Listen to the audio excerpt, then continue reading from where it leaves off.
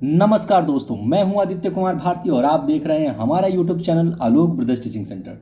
दोस्तों, आज के इस वीडियो में हम लोग बात करने वाले हैं क्लास 10th की चैप्टर नंबर 6 यानी कि बायोलॉजी का चैप्टर नंबर 1। ठीक है, बायोलॉजी का चैप्टर नंबर 1 और क्लास 10th की एनसीईआरटी का चैप्टर नंबर 6 का टोटल वन लाइनर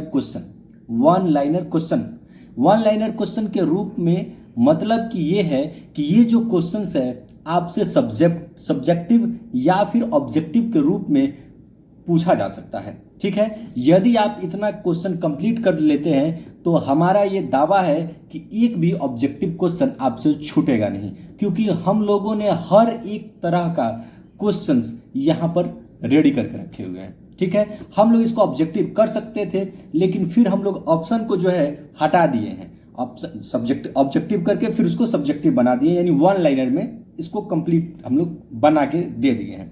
तो चलिए शुरू करते हैं। यदि आप क्लास 10th में आ गए हैं तो अब बायोलॉजी से डरने की कोई बात नहीं है। वन लाइनर क्वेश्चन याद करिए, उसके बाद आपको ए टू जेड जो ये चैप्टर है उसका ए टू जेड कंसेप्ट आपको समझ में आने वाला है। तो चलिए बिना टाइम वेस्ट किए शुरू करते हैं। इस वीडियो में हम लोग क्लास 10th चैप्टर नंबर 6 का जो भी वन लाइनर है कंप्लीट करते हैं। चैप्टर का नाम है जीवन प्रक्रिया या जैव प्रक्रम भी इसको कहते हैं, यानी जैव प्रक्रम जो है, जैव प्रक्रम ये आपकी किताब का चैप्टर है। चैप्टर का नाम है जैव प्रक्रम। ठीक है ना, जैव प्रक्रम यानी कि लाइफ प्रोसेस यानी कि जीवन चक्र। तो चलिए शुरू करते हैं। क्वेश्चन नंबर फर्स्ट जो है वो कहता है जीवन प्रक्रिया में कौन सी प्रक्रिया ऊर्जा उत्पन्न करती है, यानी कौन सा प्रक्रिया होता है जीवन प्रक्रिया में। होता है ना जो जीवन प्रक्रिया कौन कौन होता है, उत्सर्जन होता है, श्वसन होता है और भी बहुत सारे हैं, तो मतलब 4 है टोटल। तो उसमें से कौन सी प्रक्रिया जो है वो ऊर्जा उत्पन्न करता है, तो श्वसन जो प्रक्रिया है वो आपका ऊर्जा उत्पन्न करता है। फिर पौधों में भोजन बनाने की प्रक्रिया को क्या कहते हैं, जो पौधा अपना भोजन स्वयं बनाता है फोटोसिंथेसिस से, उसी को कहते हैं प्रकाश संश्लेषण, यानी पौधों में भोजन बनाने की प्रक्रिया को प्रकाश संश्लेषण कहते हैं। प्रकाश संश्लेषण के लिए आवश्यक कौन सी गैस है, तो कार्बन डाइऑक्साइड यानी कि CO2। मनुष्य के शरीर में पाचन की शुरुआत कहां से होती है, तो मुख से होती है। कहां से होती है, मुख से। लार में कौन सा एंजाइम आता है, तो आपका आता है एमाइलेज यानी कि टाइलिन। हिंदी में क्या कहते हैं, टाइलिन या फिर एमाइलेज। उसके बाद अमीबा में पाचन किसके द्वारा होता है, तो फूड वैक्यूल के द्वारा होता है। किसके द्वारा होता है, फूड वैक्यूल के द्वारा होता है। श्वसन की क्रिया कहाँ होती है, श्वसन की क्रिया कहाँ होती है, तो ये होती है माइटोकॉन्ड्रिया में। कहाँ होती है, सेल के माइटोकॉन्ड्रिया यानी कोशिका के माइटोकॉन्ड्रिया में होती है। रक्त में ऑक्सीजन का परिवहन कौन करता है, तो हेमोग्लोबिन के कारण ऑक्सीजन का परिवहन रक्त में होता है। मनुष्य का हृदय कितने कक्षों में डिवाइड होता है, तो 4 कक्षों में डिवाइड होता है। पसीना किस प्रकार से बाहर निकलता है, तो उत्सर्जन के कारण। यह भी एक लाइफ प्रोसेस का पार्ट है। गुर्दा यानी कि किडनी का मुख्य कारण क्या है, तो अपशिष्ट पदार्थों को बाहर निकालना। जो हमारे शरीर में अपशिष्ट पदार्थ है उसको बाहर निकालना। नेफ्रॉन कहाँ पाया जाता है, तो गुर्दे में पाया जाता है। पौधों में जल का परिवहन किसके द्वारा होता है, जाइलेम के द्वारा। पौधों में जल का परिवहन किसके द्वारा होता है, जाइलेम के द्वारा। पौधों में भोजन का परिवहन किसके द्वारा होता है, फ्लोएम के द्वारा। जल जाइलेम और भोजन फ्लोएम, जल जाइलेम और भोजन फ्लोएम। आइए आगे बढ़ते हैं। श्वसन में कौन सी गैस बाहर निकलती है, जब श्वसन होता है एक मनुष्य के शरीर में तो कार्बन डाइऑक्साइड यानी कि CO2 बाहर निकलती है। कौन सा गैस, CO2। पौधों में गैस का आदान प्रदान कहाँ होती है, तो स्टोमाटा यानी कि रंध्र में। उसके बाद हृदय की धड़कने में कौन सा नियंत्रण करता है, हृदय जो धड़कता है उसमें कौन उसको नियंत्रण करता है, तो पेस मेकर नियंत्रण करता है। मनुष्य में रक्त परिसंचारण का प्रकार क्या है, तो दोहरा परिसंचारण। रक्त परिसंचारण दोहरा परिसंचारण यानी 2 बार होता है। एक बार डीऑक्सीजनेटेड ब्लड आता है, यानी ऐसा ब्लड जिसमें कार्बन की मात्रा है, वो किसके पास आता है, हार्ट के पास, और फिर हार्ट भेजता है उसको लंग्स के पास, फिर लंग्स भेजता है हार्ट के पास ऑक्सीजनेटेड बना के। ठीक है, और फिर हार्ट क्या करता है, पूरे शरीर में, पूरा जो शरीर है उसके हर एक पार्ट में ऑक्सीजन पहुंचाने का काम करता है हेमोग्लोबिन की मदद से। भोजन में पाचन के लिए कौन सा अम्ल, हाइड्रोक्लोरिक अम्ल यानी कि HCl। पाचन के लिए आवश्यक कौन है? हाइड्रोक्लोरिक अम्ल। वसा का पाचन कहाँ होता है? छोटी आंत में। वसा का पाचन छोटी आंत में, और प्रोटीन का पाचन जो है वो आमाशय में भी होता है और छोटी आंत में भी होता है। मनुष्य में श्वसन का प्रकार क्या है? तो वायवीय श्वसन होता है मनुष्य में। पौधों में अतिरिक्त जल का निकासन किसके द्वारा होता है? पौधों में तो वो है वाष्पोत्सर्जन में। वाष्पोत्सर्जन एक प्रक्रिया है जिसके कारण पौधों में अतिरिक्त जो जल होता है वो निकाला जाता है। उसके बाद रक्त का तरल भाग क्या कहलाता है? प्लाज्मा। रक्त का जो तरल भाग है प्लाज्मा कहलाता है। आरबीसी का मुख्य कारण क्या है? ऑक्सीजन का परिवहन। ऑक्सीजन का परिवहन। श्वसन की क्रिया में ऊर्जा किस रूप में प्राप्त होता है? एटीपी के रूप में प्राप्त होता है।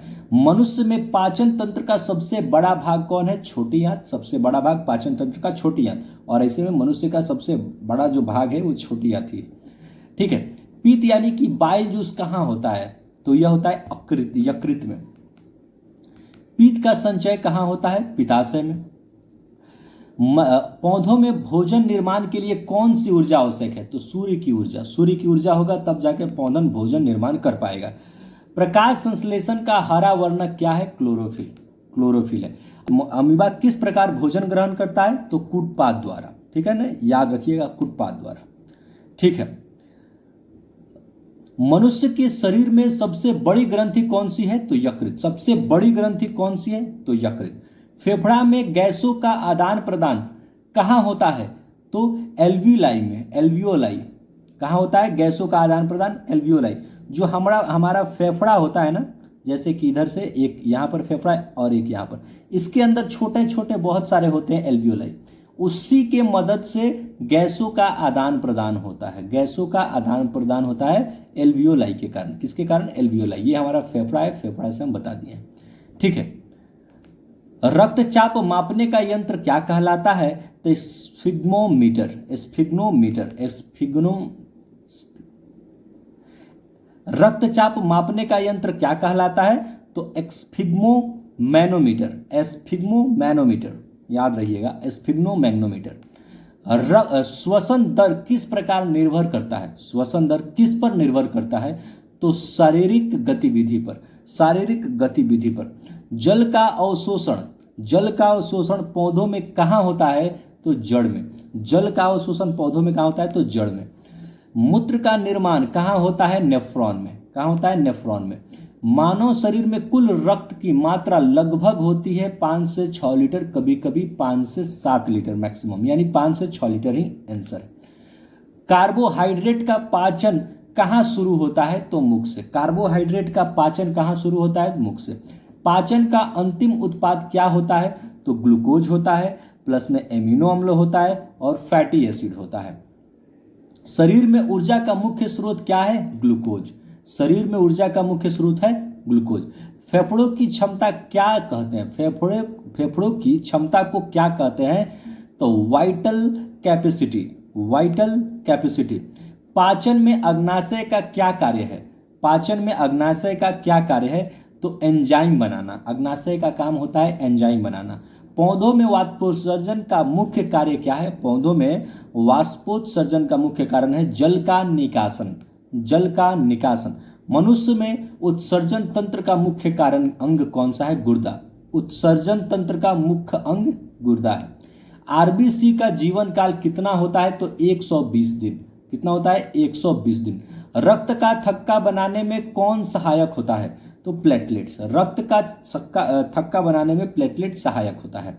हृदय किस प्रकार का अंग है? तो मांसपेशीय अंग है। कैसा अंग है? मांसपेशीय।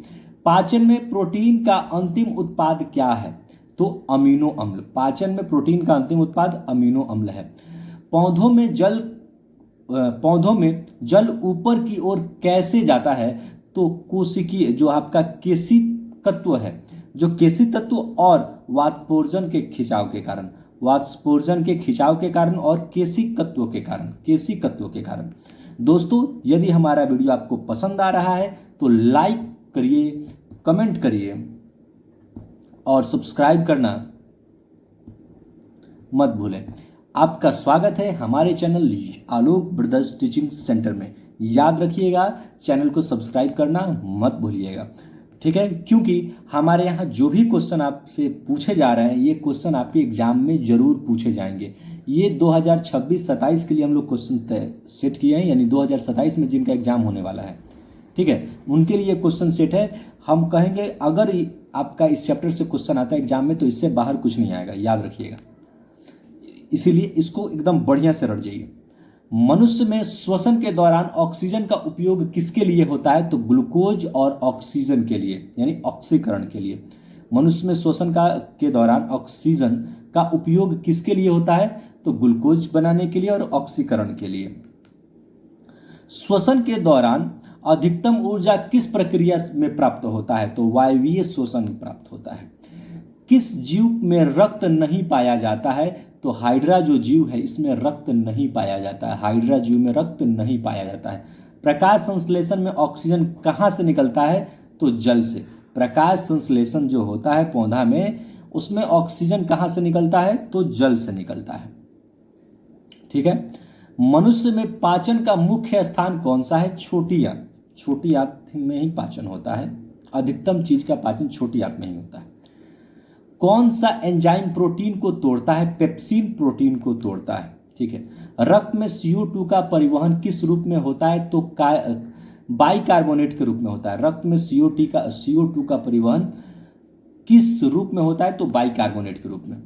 हृदय में कौन सा भाग ऑक्सीजन युक्त रक्त प्राप्त करता है? हृदय का कौन सा भाग ऑक्सीजन युक्त रक्त प्राप्त करता है? तो बायां आलिंद, बायां आलिंद। सिराएं यानी कि वेन्स किस प्रकार का रक्त ले जाती है? सिराएं किस प्रकार का रक्त ले जाती हैं? तो अधिकतर अशुद्ध रक्त ले जाती है। जो अधिकतर अशुद्ध है उसको कौन ले जाएगा? सिराएं। और धमनी शुद्ध रक्त को ले जाता है। सिराएं अशुद्ध रक्त और धमनी शुद्ध रक्त। पौधों में जल के परिवहन में कौन सी प्रक्रिया सहायक है? तो वाष्पोत्सर्जन खिंचाव, यानी वाष्पोत्सर्जन खिंचाव, याद रखिएगा, वाष्पोत्सर्जन खिंचाव। वाष्पोत्सर्जन मुख्यतः कहाँ से होता है? तो पत्तियों से होता है। कहाँ से होता है? पत्तियों से होता है। मनुष्य में मूत्र का रंग पीला क्यों होता है? क्योंकि यूरोक्रोम के कारण मनुष्य का जो मूत्र है उसका रंग पीला होता है। उत्सर्जन का मुख्य उत्पाद क्या है? यूरिया। गुर्दे में छानने की प्रक्रिया क्या कहलाती है? तो फिल्टरेशन, यानी कि निस्यंदन। पौधों में अतिरिक्त लवण का निकासन कैसे होता है? तो पत्तियों के झड़ने के कारण। अतिरिक्त लवण का निकासन कैसे होगा? तो पत्तियों को झड़ने के कारण। श्वसन की दर बढ़ाने का कारण क्या है? तो अधिक ऊर्जा की आवश्यकता। श्वसन का दर बढ़ाने की कारण है अधिक ऊर्जा का आवश्यकता। प्रकाश संश्लेषण का समीकरण किसने दिया? तो वान हेलमोंट ने दिया। आरबीसी में कौन सा धातु पाया जाता है? तो आरबीसी में लौह, यानी कि आयरन पाया जाता है। रक्त का थक्का बनाने में किस विटामिन की आवश्यकता होती है? विटामिन के के कारण रक्त में थक्का जमता है। फेफड़ों में ऑक्सीजन का आदान प्रदान किस सिद्धांत पर होता है? तो विसरण, यानी कि डिफ्यूजन के सिद्धांत पर होता है। फेफड़ों में ऑक्सीजन का आदान प्रदान किस सिद्धांत के कारण? तो विसरण का मतलब है डिफ्यूजन, ठीक है। 72 नंबर क्वेश्चन। पौधा में भोजन का परिवहन ऊर्जा पर निर्भर है या नहीं? तो है। पौधों में भोजन का परिवहन ऊर्जा पर ही निर्भर है, लेकिन सक्रिय परिवहन जो है वो ऊर्जा पर निर्भर है। पाचन में अम्लीय माध्यम कहाँ पाया जाता है? आमाशय में। अम्लीय आमाशय में पाया जाता है। छोटी आंत में कौन सा रस पाया जाता है? तो आंत का रस पाया जाता है। छोटी आंत में कौन सा रस पाया जाता है? तो आंत रस पाया जाता है। मनुष्य के शरीर में सबसे अधिक जल किस भाग में होता है? कोशिकाओं में होता है। किस भाग में होता है? कोशिकाओं में। श्वसन की क्रिया में कौन सा अंग मुख्य भूमिका निभाता है? श्वसन की क्रिया में कौन सा अंग मुख्य भूमिका निभाता है? तो श्वसन है, सांस लेने और छोड़ने की बात है तो फेफड़ा ही करेगा। हृदय की धड़कन प्रति मिनट 72 बार क्या धड़कती है? रक्त परिसंचारण की खोज किसने की थी? तो विलियम हार्वे ने की थी। किसने की थी? विलियम हार्वे ने। मनुष्य में रक्त का पीएच मान 7.4 होता है, 7.4। ठीक है, 7 से कम रहेगा तो अम्लीय, और 7 से ज्यादा रहेगा तो बेसिक, मतलब कि क्षारीय। अम्लीय यानी कि एसिडिक। श्वसन में एटीपी का निर्माण कहाँ होता है? माइटोकॉन्ड्रिया में एटीपी का निर्माण होता है। पौधों में जड़ का मुख्य कार्य क्या होता है? तो जल और खनिज का अवशोषण होता है, जल और खनिज का अवशोषण। कौन सा अंग पीत रस बनाता है? यकृत पीत रस बनाता है। अमीबा में उत्सर्जन किससे होता है? तो कोशिका झिल्ली द्वारा। अमीबा में पीत रस अमीबा में उत्सर्जन किसके कारण होता है? तो कोशिका झिल्ली द्वारा होता है। फेफड़ों की थैली को क्या कहते हैं? तो फेफड़ों की जो थैली है उसको कहते हैं एल्वियोलाई, कहते हैं एल्वियोलाई, कहते हैं एल्वियोलाई। पाचन में लिपिज या एंजाइम क्या तोड़ता है? वसा को तोड़ता है। लिपिज एंजाइम जो है वो वसा को तोड़ता है। मनुष्य में ऑक्सीजन युक्त रक्त किसके हृदय में आता है? तो फुसफुसीय शिरा में। मनुष्य में ऑक्सीजन युक्त रक्त किससे हृदय में आता है? तो फुसफुसीय शिरा से आता है। अशुद्ध रक्त हृदय से फेफड़ों तक कैसे जाता है? तो फुसफुसीय धमनी से जाता है, फुसफुसीय धमनी से जाता है। पसीना ग्रंथि कहाँ पाई जाती है? त्वचा में पाई जाती है पसीना ग्रंथि, क्योंकि त्वचा से ही पसीना निकलता है। उत्सर्जन तंत्र का सबसे छोटी इकाई है नेफ्रॉन। उत्सर्जन तंत्र का सबसे छोटी इकाई है नेफ्रॉन। पौधों में गैसों का आदान प्रदान रात में कैसे होता है? पौधों में गैसों का आदान प्रदान रात में कैसे होता है? तो विसरण से होता है, विसरण द्वारा होता है। रक्त में सबसे अधिक संख्या किसकी होती है? तो आरबीसी की होती है। श्वसन के दौरान कौन सा पदार्थ टूटता है? ग्लूकोज। श्वसन के दौरान कौन सा पदार्थ टूटता है? ग्लूकोज। मनुष्य में सबसे बड़ी धमनी कौन सी है? तो महाधमनी यानी कि एरोटा है। कौन है? एरोटा। पौधों में जल ऊपर की ओर क्यों जाता है? क्योंकि वाष्पोत्सर्जन खिंचाव के कारण, वाष्पोत्सर्जन खिंचाव के कारण। किस प्रक्रिया में ऑक्सीजन की आवश्यकता नहीं होती है? तो अवायवीय अवश्वसन में जो है ऑक्सीजन की आवश्यकता नहीं होती है, क्योंकि बिना वायु का ऑक्सीजन कौन से काम का है? अमीबा में भोजन का पाचन कहाँ होता है? तो फूड वैक्यूल में होता है। भोजन का पाचन फूड वैक्यूल में होता है। शरीर में विषैले पदार्थों को कौन हटाता है? तो गुर्दा हटाता है। शरीर में विषैले पदार्थों को कौन हटाता है? गुर्दा। पाचन तंत्र में सबसे लंबा अंग कौन है? छोटी। पाचन तंत्र में सबसे लंबा अंग है छोटी आंत। प्रकाश संश्लेषण के दौरान ग्लूकोज कहाँ बनता है? पत्तियों में बनता है, because leaves are the food factory of plants. उसके बाद आते हैं, मनुष्य में श्वसन का नियंत्रण कौन करता है? तो मस्तिष्क। मस्तिष्क नियंत्रण करता है श्वसन का। क्वेश्चन नंबर आ गए 101 पर। अब आए ग्लाइकोलिसिस की प्रक्रिया कहाँ होती है? तो साइटोप्लाज्म में। कहाँ होती है? साइटोप्लाज्म में। ग्लाइकोलिसिस की प्रक्रिया साइटोप्लाज्म में होती है।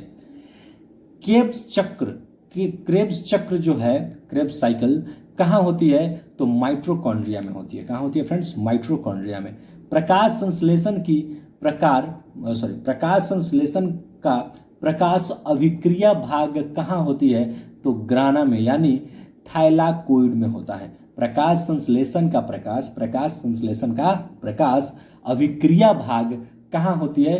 तो ग्राना में होती है, यानी थाइलाकोइड में होता है। अंधकार अभिक्रिया यानी डार्क रिएक्शन कहाँ होता है? स्ट्रोमा में होता है। कहाँ होता है? स्ट्रोमा में होता है। किस प्रक्रिया में एटीपी का सबसे अधिक निर्माण होता है? तो ऑक्सीडेटिव फॉस्फोरिलेशन में होता है। कहाँ होता है? ऑक्सीडेटिव फॉस्फोरिलेशन में होता है। हेमोग्लोबिन की ऑक्सीकरण की प्रति आकर्षण कब अधिक होता है? हेमोग्लोबिन की ऑक्सीकरण के प्रति आकर्षण कब होता है? जब पीएच मान ज्यादा होता है, यानी उच्च पीएच पर। बोहर प्रभाव यानी बोहर जो इफेक्ट है किससे संबंधित है? तो हेमोग्लोबिन द्वारा ऑक्सीजन का विमोचन पर क्या है, संबंधित है, विमोचन से संबंधित है। हेमोग्लोबिन द्वारा ऑक्सीजन का विमोचन से संबंधित है बोहर इफेक्ट यानी कि बोहर प्रभाव। मानव हृदय में एसए नोड, मानव हृदय में एसए नोड कहाँ स्थित होता है, तो दाएं आलिंद में, दाएं आलिंद में। एवी नोड का कार्य क्या है, तो हृदय की धड़कन को नियंत्रण करना। एवी नोड का काम होता है हृदय का जो धड़कन है उसको नियंत्रण करना। रक्तचाप को नियंत्रित करने वाला हार्मोन्स कौन सा है, तो एड्रेनालिन।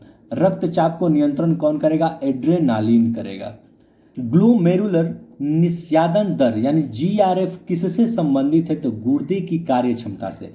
नेफ्रॉन में पुनः अवशोषण कहाँ होता है, तो ट्यूब्यूल में। कहाँ होता है, ट्यूब्यूल में होता है। अगला क्वेश्चन है, हेनले का लूप किस प्रक्रिया में सहायक है, तो मूत्र को संघन बनाने में। पौधे में खनिज का अवशोषण पौधों में खनिज का अवशोषण किस प्रक्रिया से होता है, तो सक्रिय परिवहन से होता है। किससे होता है, सक्रिय परिवहन से। स्टोमाटा में खुलने बंद होने को कौन नियंत्रण करता है, तो गार्ड कोशिकाएं नियंत्रण करता है। प्रकाश संश्लेषण में NADPH, प्रकाश संश्लेषण में NADPH का क्या कार्य है, तो हाइड्रोजन का परिवहन कराना। क्या कार्य है, हाइड्रोजन का परिवहन कराना। पाचन में ट्रिप्सिन एंजाइम कहाँ बनता है, तो अग्न्याशय में बनता है। पाचन में ट्रिप्सिन एंजाइम कहाँ बनता है, अग्न्याशय में बनता है। एमिनो अम्ल का अवशोषण कहाँ होता है, छोटी आंत में होता है। एमिनो अम्ल का अवशोषण कहाँ होता है, छोटी आंत में। रक्त में पीएच का संतुलन कौन बनाए रखता है, तो बफर प्रणाली बनाए रखता है। कौन बनाए रखता है, बफर प्रणाली। फेफड़ों में गैसों का आदान प्रदान किस नियम पर आधारित है, तो आंशिक दाब का नियम पर प्रभावित है, मतलब आधारित है। फेफड़ों में गैस का आदान प्रदान जो है आंशिक दाब का नियम पर आधारित है। कार्बन डाइऑक्साइड का अधिकतर परिवहन किस रूप में होता है, तो बाइकार्बोनेट आयन के रूप में होता है। पौधों में जल का ऊपर उठना किस सिद्धांत से होता है, तो कोहेशन टेंशन सिद्धांत से होता है। वाष्पोत्सर्जन दर को कौन प्रभावित करता है, तो तापमान, आर्द्रता या हवा, आर्द्रता एवं हवा प्रभावित करता है। वाष्पोत्सर्जन दर, जो वाष्पोत्सर्जन दर है उसको कौन प्रभावित करता है, तो तापमान, आर्द्रता और हवा। मानव शरीर में यूरिया का निर्माण कहाँ होता है, यकृत में होता है। रक्त का शुद्धिकरण किस अंग में होता है, तो गुर्दा में होता है। एरोबिक श्वसन में अंतिम इलेक्ट्रॉन स्वीकारता कौन है, ऑक्सीजन स्वीकारता है। अवायवीय श्वसन का अंतिम उत्पाद मानव में क्या है, तो लैक्टिक अम्ल है। लैक्टिक अम्ल है। पौधों में फ्लोएम द्वारा परिवहन किस सिद्धांत पर होता है, तो दाब प्रवाह सिद्धांत पर होता है। पाचन में बाइल स्लॉट्स का क्या कार्य है, पाचन में बाइल स्लॉट्स का क्या कार्य है, वसा का एम्लिसिफिकेशन है। ठीक है, वसा का एम्लिसिफिकेशन। पाचन में बाइल जो सॉल्ट्स है, पाचन में जो बाइल सॉल्ट्स है उसका क्या कार्य है, तो वसा में एम्लिसिफिकेशन। आरबीसी का निर्माण कहाँ होता है, तो अस्थि मज्जा में होता है। हृदय का कौन सा भाग सबसे मोटा होता है, तो बायां निलय। रक्त का थक्का बनाने में कौन सा प्रोटीन सहायक है, फाइब्रिन। कौन सा है, फाइब्रिन। लासिका यानी लिम्स का मुख्य कार्य क्या है, वसा का परिवहन। वसा का परिवहन। नेफ्रॉन में निसंयदन कहाँ होता है, तो ग्लोमेरुलस में। कहाँ होता है, ग्लोमेरुलस में। मूत्र का अंतिम संग्रह कहाँ होता है, तो मूत्राशय में। पौधों में अतिरिक्त जल का निष्कासन, ये अभी हम लोग क्वेश्चन देखें वाष्पोत्सर्जन द्वारा 2-3 बार ये क्वेश्चन आ गया है, क्योंकि ये बार ये हमेशा क्वेश्चन आते रहता है, इसीलिए रिपीट है। प्रकाश संश्लेषण की दर को कौन सा कारक सीमित करता है, तो लिमिटिंग फैक्टर जो है वो सीमित करता है या नियंत्रित करता है। मनुष्य में श्वसन का नियंत्रण केंद्र कहाँ होता है? श्वसन का नियंत्रण केंद्र तो मेडुला में होता है। कहाँ होता है? मेडुला ऑब्लोंगेटा में होता है। शरीर का तापमान नियंत्रण कौन करता है? तो त्वचा और मस्तिष्क करता है। पाचन में सबसे अधिक एंजाइम कहाँ पाए जाते हैं? छोटी आंत में पाए जाते हैं। पौधों में गैसों का आदान प्रदान मुख्यतः कैसा होता है? तो विसरण द्वारा होता है। कैसा होता है? विसरण द्वारा में। रक्त में ऑक्सीजन का प्रतिशत कितना होता है? तो लगभग 97% होता है, जो हेमोग्लोबिन से जुड़ा होता है। मानव शरीर में सबसे लंबी कोशिका कौन सी होती है? तो तंत्रिका कोशिकाएं सबसे लंबी होती है। सबसे लंबी कोशिका जो होती है सबसे तेज इंफॉर्मेशन पहुंचाता है। फेफड़ों में कुल क्षमता को क्या कहते हैं? फेफड़ों की कुल क्षमता को क्या कहते हैं? टोटल लंग कैपेसिटी कहते हैं। टोटल लंग कैपेसिटी कहते हैं। TOTL total lungs, LUNGS capacity, PICITY। शरीर में अपशिष्ट पदार्थों का निष्कासन किस प्रक्रिया द्वारा होता है? तो उत्सर्जन प्रक्रिया द्वारा होता है। प्रकाश संश्लेषण के दौरान ATP कहाँ बनता है? तो थाइलाकोइड में बनता है। कहाँ बनता है? थाइलाकोइड। शरीर में जल का संतुलन कौन बनाए रखता है? गुर्दा। शरीर में जल का संतुलन कौन बनाए रखता है? गुर्दा। रक्त में श्वेत रक्त जो कणिकाओं होता है, कोशिकाएं का कार्य क्या होता है? श्वेत रंग की कोशिका यानी WBC, white blood cell, WBC। तो रोगों से रक्षा करना। पौधों में नाइट्रोजन का उपयोग किसके लिए होता है? प्रोटीन निर्माण के लिए होता है। श्वसन की प्रक्रिया में ऊर्जा का उपयोग किसके लिए किया जाता है? तो जीवन प्रक्रिया के संचालन के लिए किया जाता है। फ्रेंड्स, आप जो है अभी तक यदि हमारे वीडियो को लाइक नहीं किए तो प्लीज़ एक लाइक कर दीजिए। उसके बाद आपको जिस भी टॉपिक पर वीडियो चाहिए उसका एक कमेंट कर दीजिए। साथ में सब्सक्राइब करना ना भूलें। और एक बात और, यदि आपका कोई फ्रेंड सर्कल में या कोई रिलेटिव आपका क्लास 10th में है तो उसको ये वीडियो ज़रूर से भेज दीजिए, क्योंकि या फिर जो जनरल कंपटीशन का तैयारी करते हैं उनके लिए भी ये वीडियो बहुत लाभदायक है। मिलते हैं फ्रेंड्स नेक्स्ट वीडियो में। तब तक के लिए जय हिंद, जय भारत, भारत माता की जय।